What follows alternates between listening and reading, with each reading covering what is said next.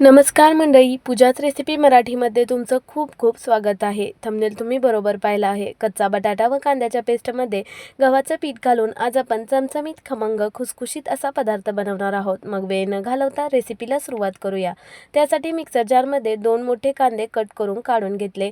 2 बटाटे पण साल काढून कट करून स्वच्छ धुवून घ्यायचे. 4-5 हिरव्या मिरच्या कट करून घ्यायच्या. आल्याचा तुकडा व 6 ते 7 लसूण पाकळ्या घ्यायच्या. आले व लसूण नक्की वापरा, म्हणजे पदार्थाची चव अजूनच वाढेल. आता हे सर्व जिन्नस पाणी न वापरता मिक्सरला फिरवून पेस्ट बनवून घेतली. तसं बटाटा व कांद्यामध्ये भरपूर प्रमाणात पाणी असल्याने एकदम मस्त प्युरी तयार होते. बनवलेली पेस्ट चाळणीने गाळून घ्यायची, म्हणजे पेस्ट बनवताना एखाद दुसरा मोठा राहिलेला तुकडा वेगळा होईल. तसं इथं मोठे तुकडे तर नाही राहिले, पण जाडसर चोथा वेगळा झाला आहे. आता या पेस्टमध्ये आपल्याला चवीनुसार मीठ, अर्धा चमचा काळी मिरी पावडर, 1 चमचा जिरा पावडर, पाव चमचा हातावर क्रश केलेला ओवा, 1 चमचा सुकलेली कुटलेली लाल मिरची, 1 चमचा पांढरे तीळ, बारीक चिरलेली कोथिंबीर घालायची व सर्व जिन्नस व्यवस्थित मिसळून घ्यायचे.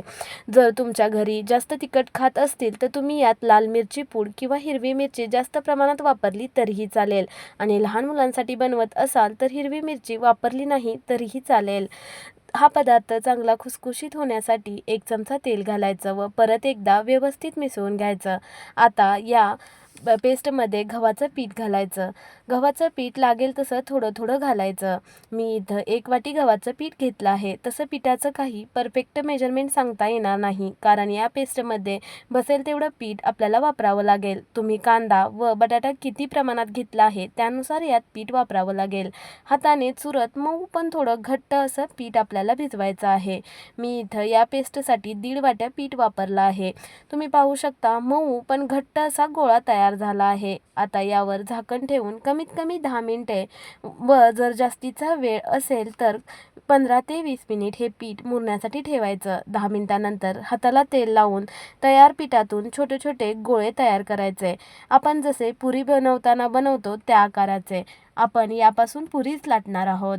मी इथं सर्व गोळे एकदम बनवून घेत आहे, म्हणजे एकापाठोपाठ पुऱ्या लाटण्यास सोयीचे जाईल. आज आपण कांदा व बटाट्याची पेस्ट वापरून मस्त मसाला पुरी बनवत आहोत. या पुऱ्या घरातल्या साहित्यात तयार होतील व चवीला एकदम जबरदस्त लागतात. बनवायलाही खूप सोप्या आहेत. पुरी लाटण्यासाठी एक गोळा घेऊन बाकीचे गोळे कपड्याने झाकून ठेवायचे, म्हणजे असेच मऊ राहतील. थोडं तेल लावून पोळपाटावर पुरी लाटून घ्यायची. इथं पिठाचा वापर करायचा नाही. अशा पुऱ्या लाटायला वेळ लागतो तर मोठा गोळा घेऊन चपाती लाटून घेऊन ग्लासने किंवा डब्याच्या झाकणाने छोट्या छोट्या पुऱ्या बनवल्या तरीही हरकत नाही. अशाच प्रकारे मी इथं सर्व पुऱ्या लाटून घेतल्या आहेत. ना जास्त पातळ ना जास्त जाड. मी इथं आधीच तेल गरम करायला ठेवलं होतं. थोडं पीठ टाकून तेलाचं टेम्परेचर चेक केलं. पीठ तेलात सोडल्या वर येतंय, म्हणजे तेल परफेक्ट गरम झालं आहे. यात आता पुरी सोडायची व पुरी तेलावर तरंगायला लागली की एखाद्या चमच्याने पुरी गोल फिरवत थोडं प्रेस करायचं, म्हणजे एकदम टम्म फुगून तयार होते. असं करण्याची गरज लागते, कारण आपण यामध्ये चिली फ्लेक्स वापरले आहेत. चिली फ्लेक्समध्ये मुळे पुऱ्या फुगण्यास थोडं कठीण जातं. पुऱ्या तळत असताना गॅसची फ्लेम मिडियम ठेवायची, म्हणजे पुऱ्या व्यवस्थित भाजल्या जातात. गॅसची फ्लेम लो राहिली की पुऱ्या तेलकट होतात व हाय राहिली की पुऱ्या लवकर लाल होतात व व्यवस्थित तळल्या जात नाहीत. पुरी मस्त खरपूस भाजली की काढून घ्यायची. तुम्ही पाहू शकता किती सुरेख रंग आला आहे आणि चवीला तर खूपच टेस्टी होतात. आपण पीठ भिजवताना यात तेल वापरलं आहे, त्यामुळे या पुऱ्या फुगून टम्म एकदम खुसखुशीत होतात. तुम्ही जर इथपर्यंत व्हिडिओ पाहिलाच आहे तर आपल्या चॅनलवर नवीन असाल तर पूजाच रेसिपी मराठीला आत्ताच सबस्क्राईब करा व बेल आयकॉन प्रेस करा, म्हणजे अशा नवनवीन रेसिपीचे नोटिफिकेशन तुम्हाला मिळत राहतील. तुम्ही पाहू शकता मी इथं अजून एक पुरी तळली आहे. किती टम्म फुगून आली आहे.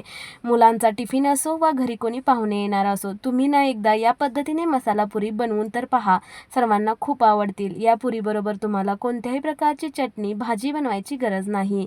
या गरमागरम पुरी तुम्ही दह्याबरोबर मस्त एन्जॉय करू शकता.